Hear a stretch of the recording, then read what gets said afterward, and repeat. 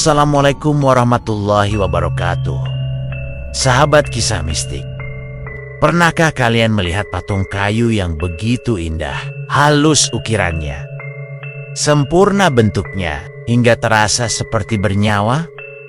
Tapi tahukah kalian bahwa ada patung yang bukan hanya seni, tapi juga rumah bagi sesuatu yang tak kasat mata? Kisah ini datang dari kota Ukir, Jepara, tentang seorang pemahat patung jujur yang tanpa sengaja membuka pintu gaib dari masa silam. Dari sebatang kayu jati yang dipotong dengan darah. Inilah kisah tentang patung perempuan Jawa yang tak hanya diam, tapi juga menangis di malam hari. Sahabat kisah mistik, siapkan hati dan iman kalian. Karena ini adalah kisah arwah di balik patung kayu jati.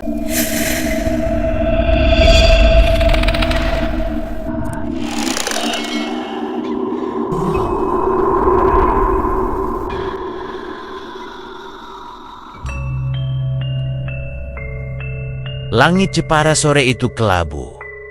Udara lembab dan tanah basah mengeluarkan aroma hutan. Di halaman rumah sederhana berlantai tanah, Pak Wiryo, pemahat senior berusia 50-an, ia dikenal jujur, tekun, dan tak pernah main-main dalam pekerjaan. Anaknya, Raka, remaja laki-laki yang jarang bicara, membantu mengangkat balok kayu besar ke dalam bengkel kayu sederhana mereka. "Pak, kayu dari pesanan ibu itu udah datang, besar banget," ujar Raka sambil mengelap peluh. Pak Wiryo mengangguk. Kayu jati itu tak seperti biasanya. Seratnya rapat, aromanya tajam. Tapi yang paling aneh, kayu itu dingin saat disentuh. Padahal siang cukup terik. "Ini jati dari alas ketu," kata sopir pengantar. Katanya, pohonnya tumbuh sendiri di tengga-tengga, bekas makam tua keraton. Gak sembarang orang berani nebang, tapi pembeli ini katanya minta khusus dari sana. Nama pemesan tertulis di kertas kecil, Nyai Ayu Retno Kusumo. Alamatnya bukan di Jepara, tapi sebuah rumah tua berarsitektur keraton di pinggiran Solo. Pak Wiryo mengernyit. Nama itu terasa kuno, tapi ia tak curiga. Pikirnya, mungkin ini hanya pesanan unik seperti biasanya. Patung wanita, ukuran manusia, tidak boleh diberi warna, harus tetap alami. Begitu isi surat permintaan yang dikirim lewat email, dan ada catatan kecil di bawahnya. "Tolong jangan ukir wajah dengan ekspresi marah atau menangis. Biarkan ia tetap tenang, seperti saat dia masih hidup." Pak Wiryo merinding saat membaca kalimat itu. Ia menatap kayu jati di depannya. Di salah satu sisi batang kayu, ada bekas sayatan seperti cakaran panjang. Seolah batang itu sempat mencoba melawan saat ditebang. Malamnya, ketika rumah sudah sepi dan istri Pak Wiryo tertidur, suara aneh terdengar dari bengkel kayunya. Tok, tok, tok. Seperti suara pahat yang bekerja sendiri, padahal tidak ada siapapun di sana. Pak Wiryo bangun, menyalakan lampu senter, dan mendekat. Tak ada yang aneh di sana, sampai ia melihat bahwa dari sela-sela kayu jati itu keluar air bening seperti embun menetes pelan ke lantai. Dia sentuh cairan itu. Dingin, seperti air mata. Pagi itu, Pak Wiryo duduk bersila di depan batang kayu jati yang telah ia ukur dan tandai. Cahaya matahari menembus celah atap bengkel reyotnya, menimpa wajah kayu yang belum terukir. Udara terasa lebih dingin dari biasanya. Tapi ia tak peduli. Semangatnya untuk menyelesaikan pesanan langka ini begitu tinggi. Tangannya mulai bekerja. Tok, tok, tok. Pahatnya menari, menciptakan bentuk bahu, leher, dan lengkungan tubuh wanita. Gerakannya rapi, seperti digerakkan oleh naluri yang lebih tua dari pengalaman. Setiap malam, ia bermimpi sama. Sosok perempuan Jawa berbaju kebaya kuning menari pelan di halaman rumahnya. Wajahnya tidak jelas, tapi matanya selalu menatap lurus ke arah Pak Wiryo sambil berbisik, "Lanjutkan, jangan berhenti, jangan ubah bentukku." Awalnya ia menganggap itu cuma bunga tidur karena terlalu fokus bekerja. Tapi anehnya, setiap kali ia mencoba mengubah bagian wajah, membuat senyum, atau sedikit memiringkan kepala patung, tangannya kaku, seperti ada yang menahan gerakannya. Aneh, gumamnya. Seperti sudah ada bentuk dasarnya di dalam kayu ini. Bahkan sebelum selesai, patung itu sudah seperti jadi. Proporsinya sempurna, bentuknya simetris, dan semakin hari ukiran itu tampak hidup. Sejak pahatan dimulai, suasana rumah Pak Wiryo berubah. Istrinya, Bu Lastri, sering merasa ada yang memperhatikan saat ia mencuci baju di sumur belakang. "Mas, aku sering lihat perempuan berdiri di pojok dapur. Bajunya kuning. Tapi waktu ku tengok, nggak ada siapa-siapa," keluhnya. Pak Wiryo tak menjawab. Dalam hatinya, ia juga merasa hal yang sama. Bahkan anaknya, Raka, mulai tidak betah di rumah. Ia sering mengeluh pusing, muntah-muntah, dan selalu mimpi buruk tentang wanita, menangis sambil duduk memeluk lutut di dekat kayu jati. "Pak, kayu itu aneh. Bau kayak darah kering," kata Raka pelan. Suatu malam, saat Pak Wiryo lembur menyelesaikan pahatan wajah sang patung, ia merasa dingin menjalar dari ubun-ubunnya. Lampu di bengkel berkedip, pahat di tangannya terlepas begitu saja. Ia hendak mengambilnya kembali, namun kaget. Patung itu menangis. Bukan mimpi. Air menetes dari kedua mata kayu. 2 garis basah turun di pipi ukiran perempuan Jawa itu. Dan saat Pak Wiryo mundur karena syok, ia mendengar bisik, "Aku belum sempurna. Jangan berhenti, atau mereka datang." Pak Wiryo gemetar. Ia ingin berhenti, tapi tubuhnya tak bisa bergerak. Kakinya berat seperti tertanam di tanah. Dan patung itu perlahan menggerakkan jari-jarinya. Pak Wiryo pingsan di tempat. Keesokan harinya, ia ditemukan Bu Lastri dalam keadaan lemas. Pahatnya berserakan, dan patung itu sudah selesai dengan sendirinya. Tak masuk akal, ia belum menyelesaikan bagian telapak tangan dan mata. Tapi patung itu kini berdiri utuh. Matanya terpejam, seolah sedang tidur. Namun Bu Lastri melihat lebih dulu sesuatu yang suaminya lewatkan. Ada bercak darah di ujung kuku patung itu. 3 hari setelah patung itu selesai sendiri, suasana rumah Pak Wiryo semakin mencekam. Bu Lastri mulai sakit-sakitan. Nafasnya sering berat di malam hari. Seolah ada sesuatu menindih tubuhnya saat tidur. Raka, putra sematawayang mereka, tak lagi pulang, memilih menginap di rumah teman karena merasa rumah mereka berat dan panas secara gaib. Di dalam bengkel, patung perempuan Jawa itu berdiri tegak. Wajahnya tenang, matanya tertutup. Tapi auranya seperti menyedot ketenangan siapapun yang melihatnya. Tak sedikit tukang kayu tetangga yang lewat dan secara tak sadar berucap seperti orang mati yang berdiri.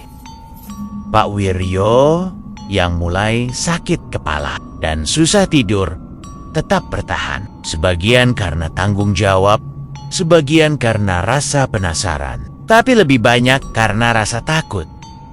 Pada hari kelima, tepat selepas maghrib, sebuah mobil hitam tua berplat khusus berhenti di depan rumah mereka. Dari dalamnya turun seorang wanita anggun berusia 50. Kebayanya berwarna kuning emas, dengan sanggul besar dan selendang batik keraton. Langkahnya tenang, suaranya lembut namun tegas. Assalamualaikum.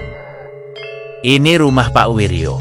Pemahat, Pak Wiryo keluar dengan wajah tegang. Waalaikumsalam. Betul. Ibu siapa? Wanita itu tersenyum tipis.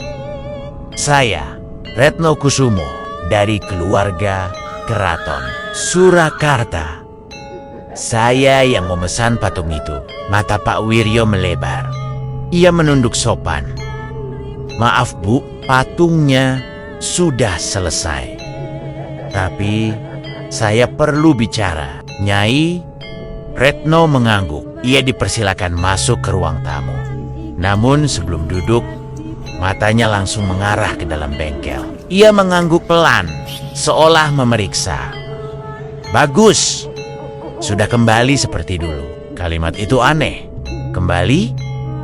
Bukankah ini patung baru? Setelah duduk dan meminum teh, Nyai Retno berbicara tanpa basa-basi. Pak Wiryo, patung itu bukan sekadar pesanan seni. Itu tempat peristirahatan. Peristirahatan siapa, Bu? Tanya Pak Wiryo dengan suara bergetar. Namanya Sekar Asih. Dulu, dia penari istana, tapi dijadikan tumbal dalam pesugihan keraton agar kejayaan tidak runtuh. Tumbal? Bisik Pak Wiryo. Nyai Retno melanjutkan. Tubuhnya dikubur di dalam batang kayu jati yang ditanam khusus di bekas petilasan keraton lama. Sudah ratusan tahun. Pohon itu dibiarkan tumbuh, tapi dirawat secara gaib. Sampai waktunya tiba untuk dijadikan wadah baru. Pak Wiryo mulai merinding. Dan saya yang memilih Anda untuk memahatkan tubuh barunya. Kenapa saya? Karena Anda pemahat jujur dan tak punya ilmu gaib. Anda hanya alat.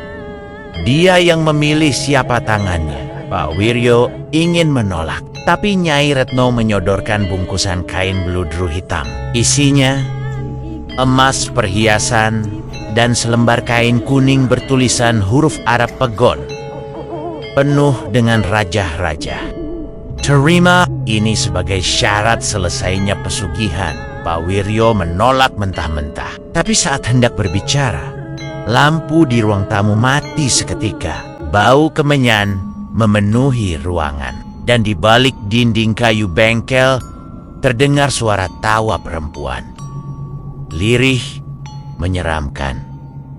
Nyai Retno berdiri, mendekat ke patung, lalu menempelkan bibirnya ke telinga ukiran itu dan berbisik. Tenang, anakku. Sebentar lagi kau akan berjalan kembali. Seketika itu juga, patung perempuan Jawa itu bergetar halus. Satu tetes darah keluar dari sela bibir ukirannya. Pak Wiryo dan istrinya menjerit. Dan Nyai Retno hanya tersenyum. Jangan melawan, Pak Wiryo. Kalau tidak, keluarga Anda akan jadi tumbal selanjutnya.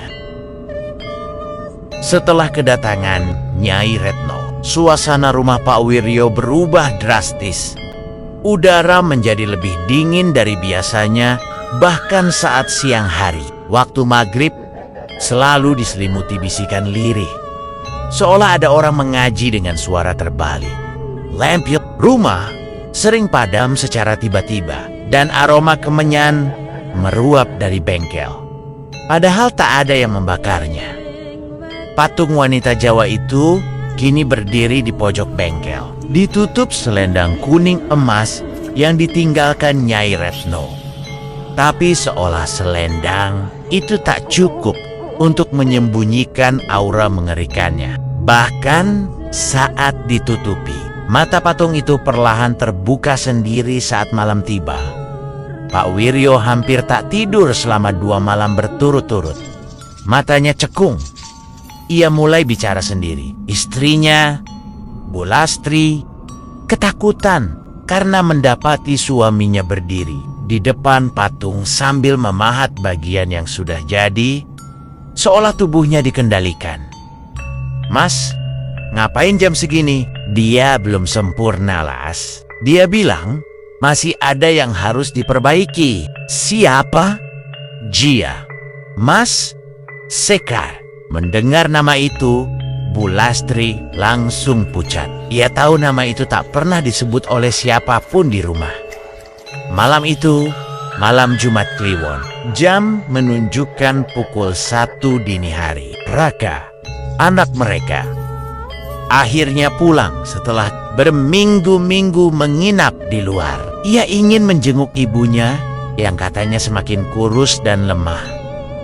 Saat ia membuka pintu depan, lampu rumah padam semua. Rumah gelap total. Di ruang tengah, terdengar suara perempuan tertawa kecil, diikuti oleh suara langkah kaki kayu yang berat. Duk, duk. Raka menyalakan senter dari HP-nya dan mengarahkannya ke ruang tengah. Patung itu tidak lagi di bengkel. Ia berdiri di ruang tengah, menghadap ke arah Raka. Mata ukirannya kini terbuka, dan satu tangan terangkat ke depan. Posisi yang tidak pernah dibuat oleh ayahnya. Allahu Akbar. Raka menjerit dan mundur. Ibu dan ayahnya terbangun, tapi mereka menemukan Raka sudah gemetar di bawah meja makan. Matanya melotot tak berkedip. "Itu bergerak sendiri, Bu, patung itu. Jalan," teriaknya. Pagi harinya, Pak Wiryo akhirnya mengambil keputusan. Patung ini harus dihancurkan. Ini bukan seni, ini musibah. Dengan bantuan Raka, ia mengangkut patung ke belakang rumah, menyiramnya dengan bensin dan menyalakan api. Namun, begitu api menyala, kayu jati itu tidak terbakar. Bahkan, bensin pun seperti menguap begitu saja dari permukaannya. Api meredup dan hilang dalam hitungan detik. Lalu patung itu tertawa. Tertawa. Dan bibirnya yang dari kayu itu bergetar. Bu Lastri menjerit histeris dan pingsan di tempat. Pak Wiryo akhirnya mendatangi seorang ustadz muda dari pesantren pinggiran Jepara, Ustadz Amar, yang dikenal sering menangani kasus sihir dan gangguan jin. Saat Ustadz Amar datang dan melihat patung itu, ia langsung berkata, "Ini bukan sekadar benda kesurupan, ini wadah, tempat tinggal makhluk yang dulu dijadikan tumbal. Ia diberi tempat, diberi bentuk, dan diberi jalan untuk hidup kembali. Kalau benar, ia hidup kembali. Bagaimana cara mematikannya?" tanya Pak Wiryo. "Bukan dengan api, tapi dengan iman. Kita akan bacakan ayat-ayat ruqyah, tapi bersiaplah, makhluk di dalam patung ini akan melawan."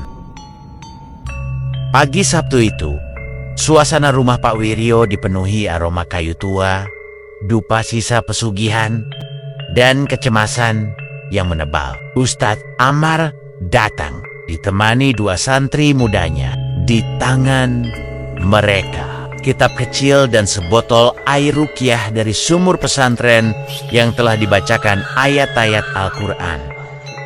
Patung perempuan Jawa itu diletakkan di tengah ruang tamu. Tanpa penutup selendang, ia berdiri tegak, matanya terbuka, dan guratan wajahnya tampak lebih dalam dari sebelumnya, seolah menyimpan ekspresi murka. Ustadz Amar mengangguk pelan, lalu duduk bersila di depan patung. "Bismillah, kita mulai. Jangan ada yang keluar dari ruangan. Apapun yang terjadi, tetaplah baca ayat kursi." Pak Wiryo, Raka, dan Bu Lastri menahan napas. Ruangan seketika senyap, kecuali suara Ustadz Amar yang mulai melantunkan surah Al-Baqarah ayat ke-255. Suaranya lantang, tegas, menggema di antara dinding rumah tua itu. Baru setengah ayat dibaca, lampu ruangan padam sendiri. Jendela bergetar dan udara mendadak dingin, menusuk seperti malam di gunung. Ketika ayat berikutnya dibacakan, patung itu bergoyang. Bukan goyang karena angin, tapi perlahan bergetar, bergerak sendiri. Ustadz Amar tetap melanjutkan bacaan, tapi salah satu santri yang duduk di pojok ruangan mendadak kesurupan. Ia menjerit, "Berhenti! Jangan kau bangunkan dia! Kami sudah bersatu!" Suara santri itu berubah berat. Matanya membelalak, tangannya mencakar lantai hingga berdarah. Sementara patung mulai mengeluarkan darah dari matanya. Tiba-tiba patung itu mengeluarkan suara lirih. "Aku tidak ingin kembali ke alam sana. Di sini aku dihargai, dihormati, tak diperkosa lagi." Semua yang mendengar tertegun. Suara itu seperti jeritan hati perempuan yang tersiksa, namun kini penuh dendam. Ustadz Amar berseru, "Kau bukan korban. Kau telah menjadi perantara setan untuk pesugihan. Kembalilah ke tempatmu. Jangan ganggu manusia." Patung itu menjerit dan kayu di sekitarnya retak. Bukan karena hancur, tapi seperti terbuka dari dalam. Dari celah pahatan dadanya, asap hitam merembes keluar, membentuk bayangan perempuan bersanggul besar, berkebaya, dengan wajah separuh hancur. Itulah Sekar Asih, tumbal dari zaman keraton. Wajahnya cantik, tapi rusak oleh penderitaan dan ritual syirik. Raka tiba-tiba memegangi kepalanya. Tubuhnya bergetar hebat.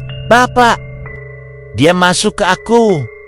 Bantu, Pak!" Bulastri menangis, memeluk anaknya, tapi Raka sudah tak sadarkan diri. Ia tertawa dengan suara perempuan. Ustadz Amar langsung mendekat dan membacakan ayat ruqyah tepat di depan Raka. Tubuh Raka terhempas. Sekar Asih keluar dari tubuhnya dalam wujud kabut hitam dan kembali menyatu ke dalam patung.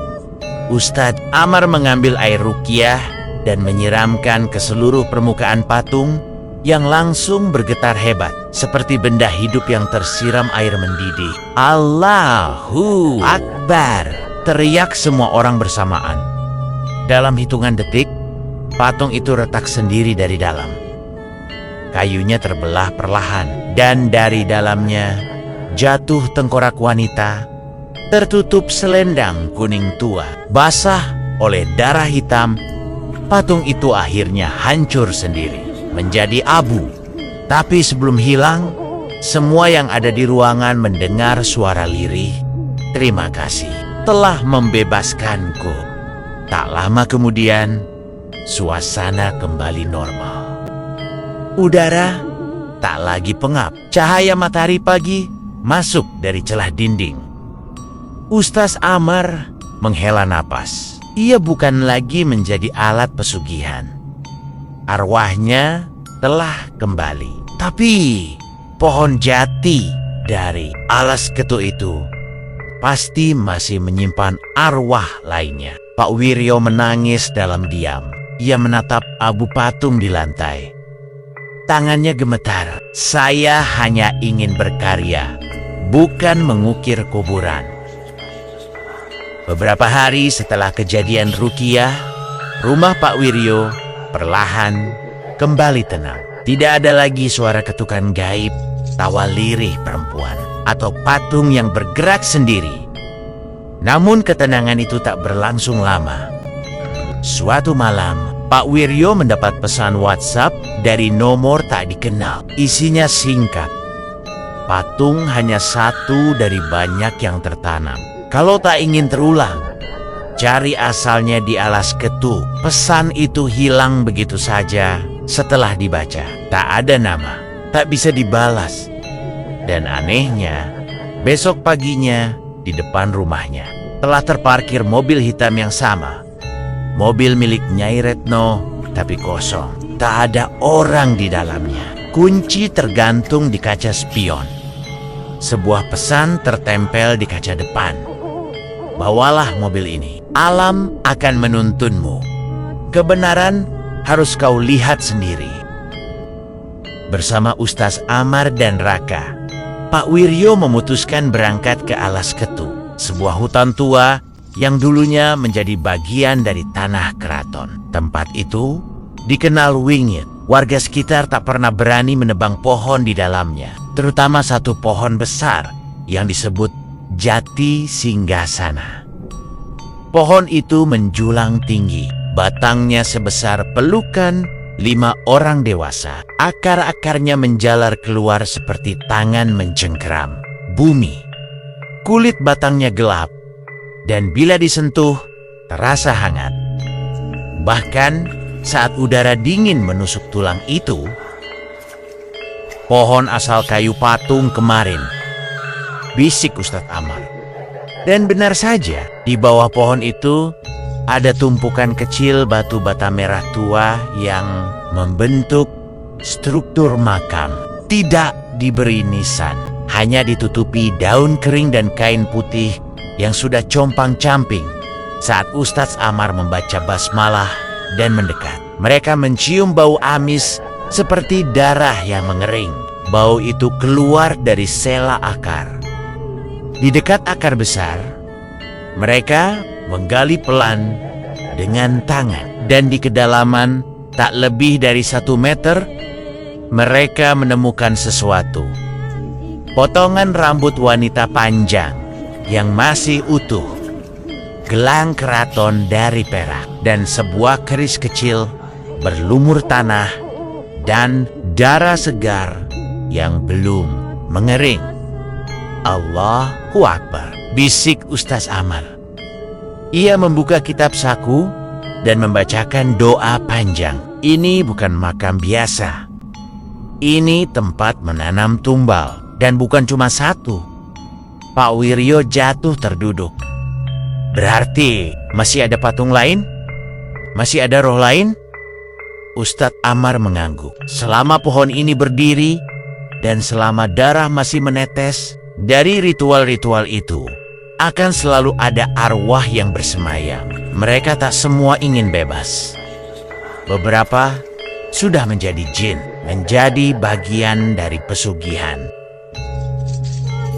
Mereka sepakat untuk membakar kain kafan yang ditemukan dan menguburkan ulang benda-benda pesugihan dengan doa. Tapi saat api mulai membakar, pohon jati itu bergetar pelan, seolah sedang menggeliat.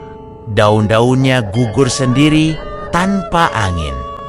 Dan dari dalam batang pohon terdengar suara perempuan. Kalian bisa hancurkan satu, tapi banyak di antara kami sudah menyebar di toko-toko antik, galeri seni, istana tua. Di balik senyuman ukiran ada jiwa yang menjerit.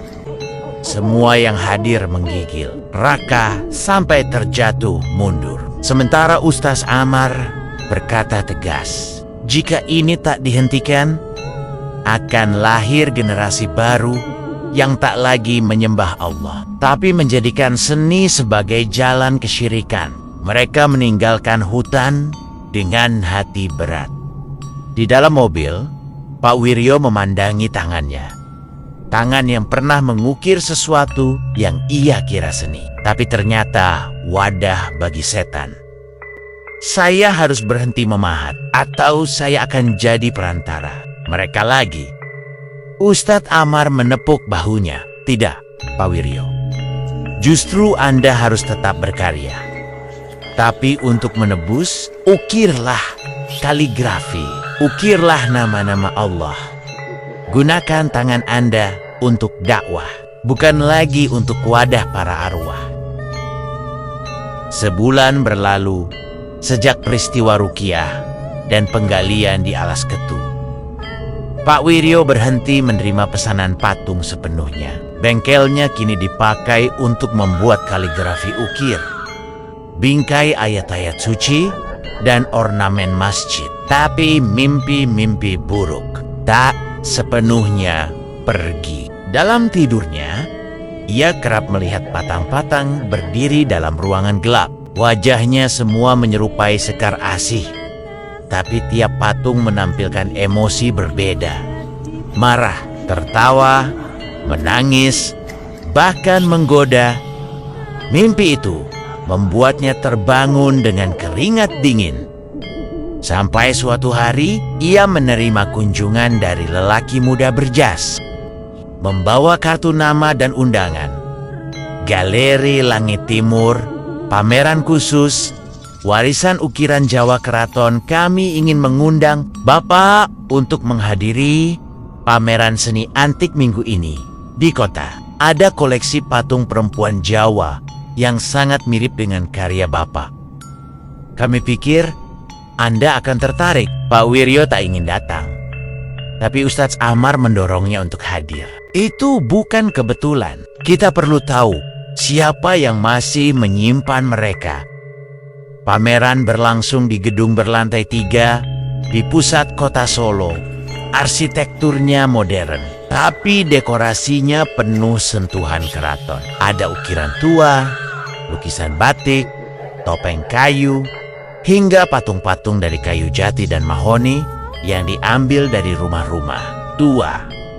Saat Pak Wiryo melangkah masuk ke ruangan utama, jantungnya berhenti sejenak. Di hadapannya berdiri 7 patung wanita Jawa, masing-masing seukuran manusia dewasa. Semuanya memakai kebaya kuning, sanggul, dan kain batik. Dan semuanya mirip Sekar Asih. Tapi ada perbedaan kecil.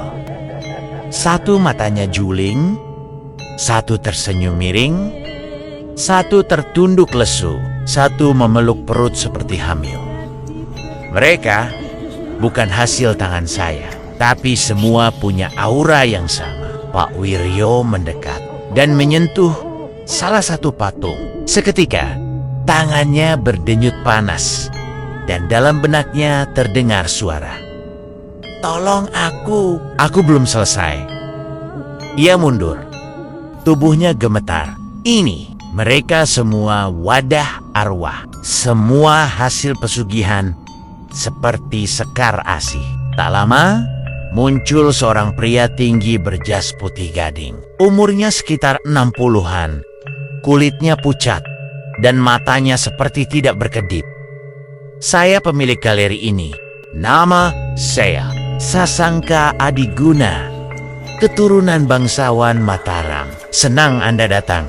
Pak Wiryo wajahnya tenang, tapi ada sesuatu yang janggal dari caranya bicara. Seolah tidak sepenuhnya manusia. Patung-patung ini kami kumpulkan dari berbagai lokasi keraton tua.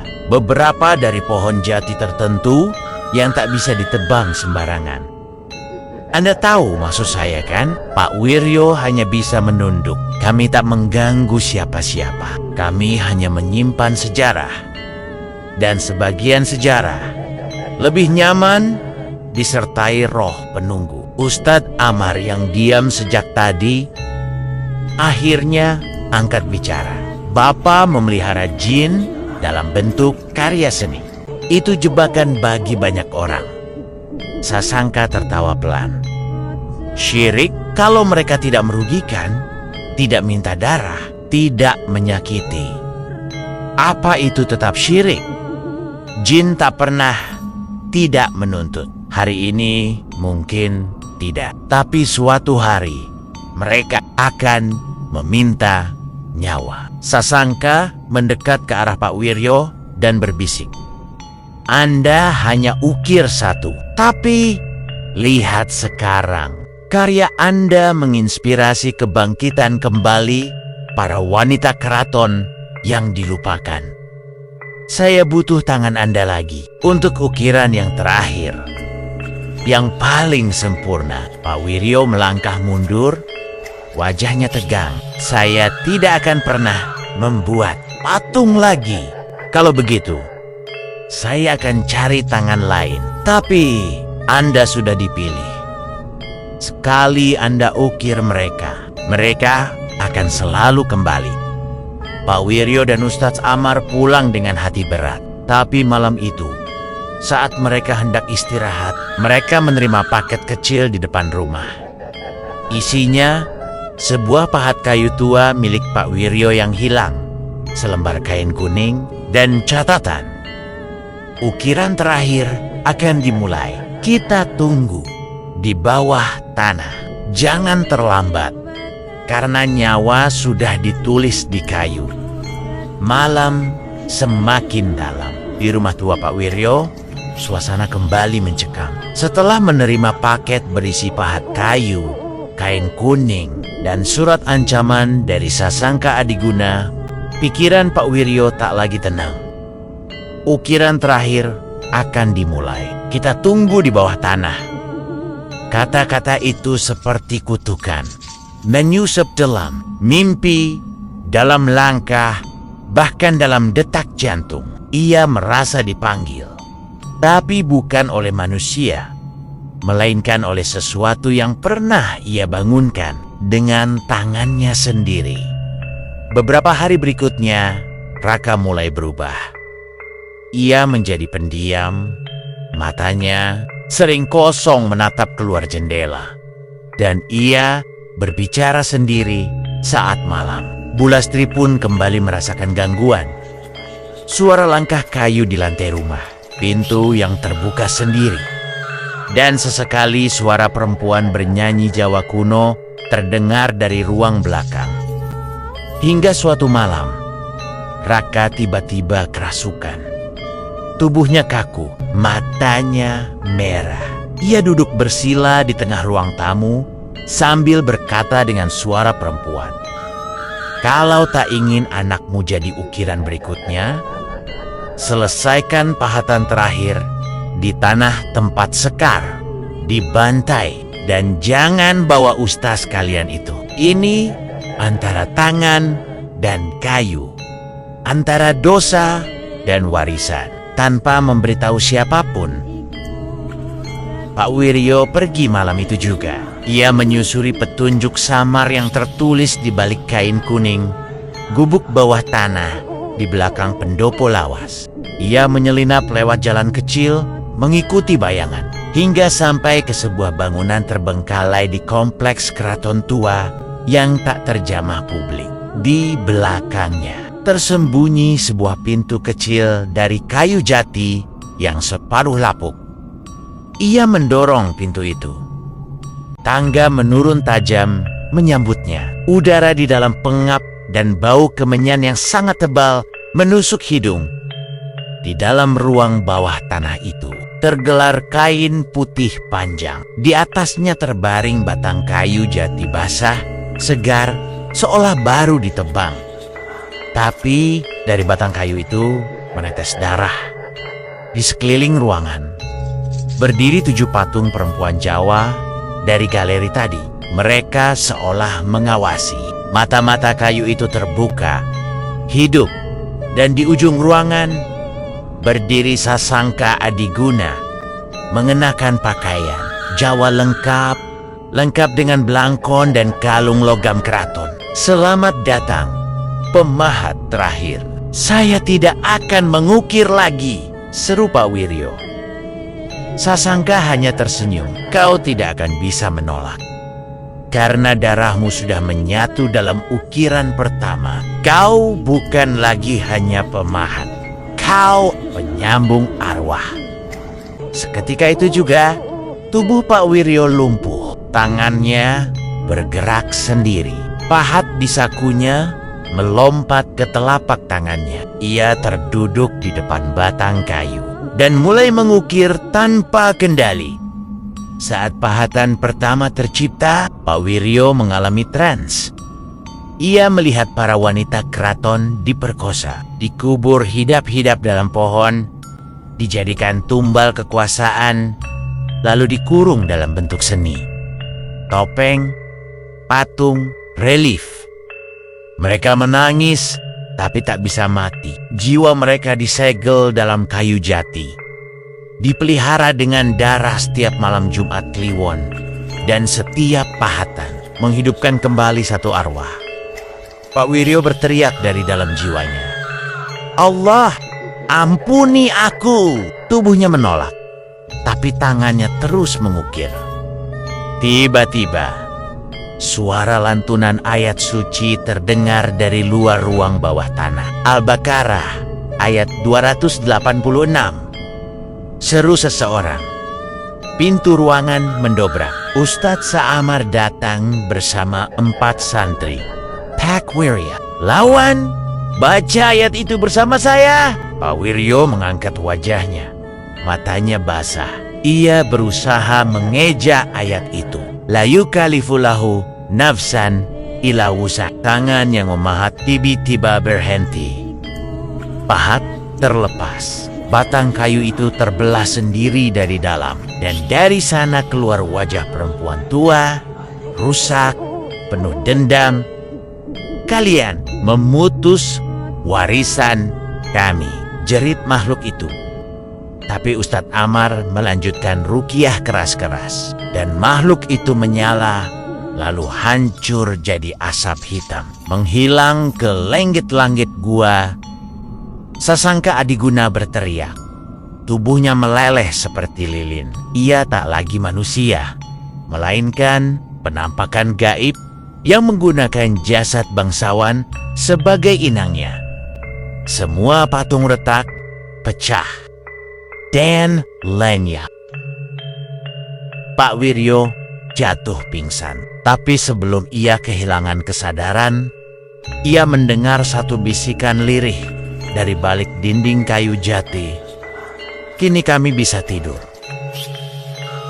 2 minggu telah berlalu sejak malam penuh darah dan ruqyah di ruang bawah tanah. Sasangka Adiguna menghilang tanpa jejak. Galeri langit timur ditutup mendadak, dan semua patung yang dipajang di sana menghitam sendiri, kemudian hancur jadi abu tanpa sentuhan tangan.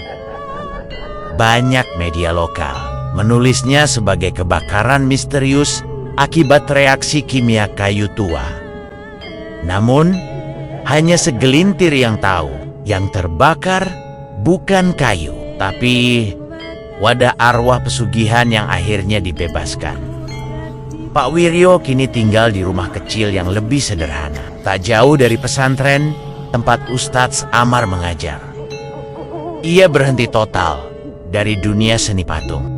Sebagai gantinya, setiap hari ia mengukir lafaz Allah, Muhammad, dan ayat-ayat suci di potongan kayu bekas dari bengkel lamanya. Setiap karya disumbangkan ke masjid dan langgar kecil. Tangan yang dulu membuat tempat tinggal jin, sekarang harus jadi tangan yang menanam cahaya, katanya pelan.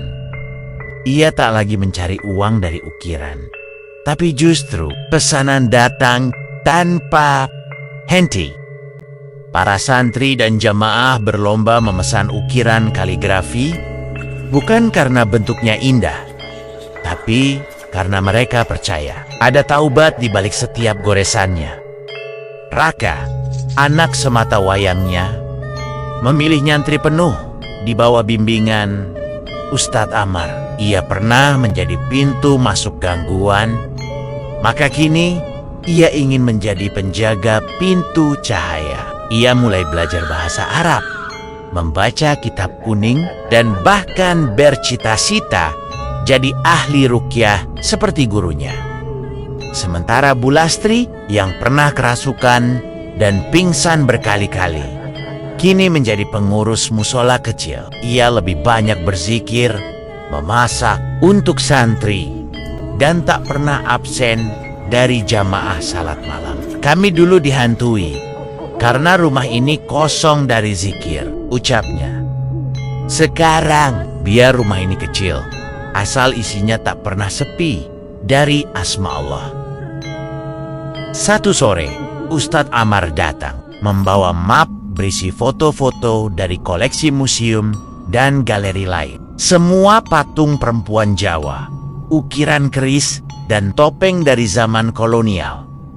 Wajah-wajahnya berbeda, tapi tatapannya seragam. Kosong, hidup, menggoda. Pak Wiryo, ini belum selesai. Ternyata Sasangka hanya satu dari sekian banyak penjaga warisan sesat. Apa mereka juga hasil tumbal seperti Sekar Asih? Bahkan lebih parah, ada yang dikurung dalam patung oleh dukun penjaga istana Belanda. Ada pula yang berasal dari jin penggoda yang ditanam ke dalam topeng penari ronggeng. Pak Wiryo menghela napas. Kalau begitu, kita harus lawan. Tapi bukan dengan pahat lagi, tapi dengan ilmu, zikir, dan cerita. Ustadz Amar mengusulkan sesuatu yang tak pernah terpikirkan oleh Pak Wiryo. Mari kita buat pameran, bukan galeri seni gaib, tapi pameran pertobatan. Kisah Anda, patung Sekar Asih, dan para arwah di balik ukiran, agar generasi baru tak terjebak kagum pada seni yang mengandung syirik. Dan sejak itulah dimulailah gerakan ukiran Tauhid Nusantara yang memperkenalkan warisan kayu dari sudut pandang Islami. Bukan sekadar karya, tapi kisah pembebasan. Suatu malam, setelah salat tahajud, Pak Wiryo duduk sendiri di teras rumah. Angin bertiup pelan, cahaya bulan jatuh ke meja ukirnya. Tapi tak ada lagi suara tawa, suara langkah kayu, atau bisikan gaib. Yang ada hanya zikir pelan dari mulutnya. La haula wala quwata illa billah. Dan di ujung pahatan terakhirnya malam itu, ia menulis, "Dulu aku membuat patung yang dihuni arwah. Kini aku membuat kaligrafi yang ditempati cahaya." Malam itu hujan turun pelan. Di dalam kamar ukir kecilnya, Pak Wiryo menyelesaikan kaligrafi terakhirnya. Sebuah bingkai besar bertuliskan, "Finamal usri yusro. Inamal usri yusro." Sesungguhnya bersama kesulitan ada kemudahan. Tangannya tidak lagi gemetar seperti dulu. Tidak ada rasa takut saat menyentuh kayu, karena kini kayu itu tidak lagi jadi wadah, tapi jalan untuk berzikir. Namun sebelum ia menutup malam itu dengan doa, ia bermimpi. Mimpi yang terasa terlalu nyata untuk disebut sekadar bunga tidur. Dalam mimpinya, ia berdiri di tengah halaman keraton tua. Kabut menggulung pelan, dan dari kejauhan datang barisan perempuan. Semua berkebaya, tapi wajah mereka memar, lebam, atau berlumur luka.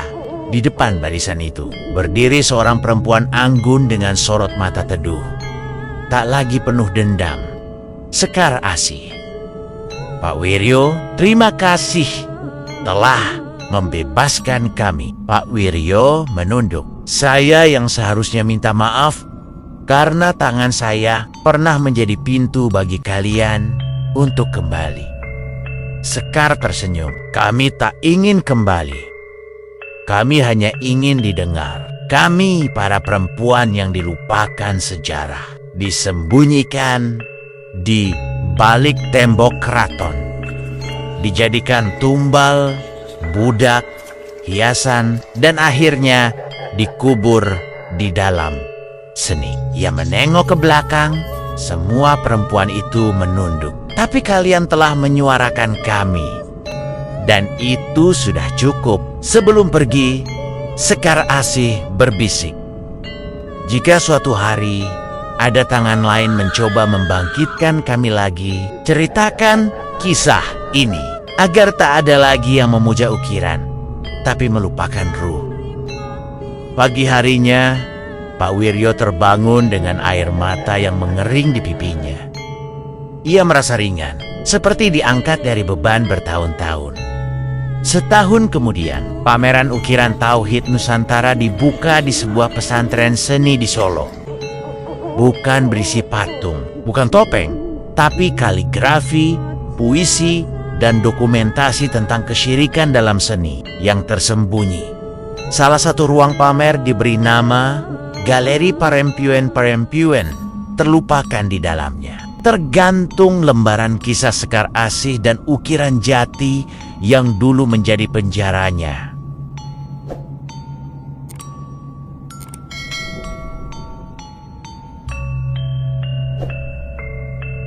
Sahabat kisah mistik, tak semua ukiran menyimpan keindahan. Kadang ada jiwa yang dikurung di balik tiap pahatan, dan tak semua galeri adalah tempat apresiasi. Sebagian adalah penjara tak kasat mata bagi arwah yang terzalimi. Kisah Pak Wiryo dan Sekar Asih mengajarkan kita bahwa seni bukan sekadar wujud. Ia bisa menjadi jalan cahaya atau lorong kegelapan. Semua tergantung pada niat dan iman sang pencipta. Maka bila suatu hari kau masuk ke rumah tua, melihat patung Jawa berdiri dengan senyum yang terlalu tenang, bertanyalah pada dirimu sendiri, itu seni atau wadah untuk sesuatu yang ingin kembali? Wassalamualaikum warahmatullahi wabarakatuh.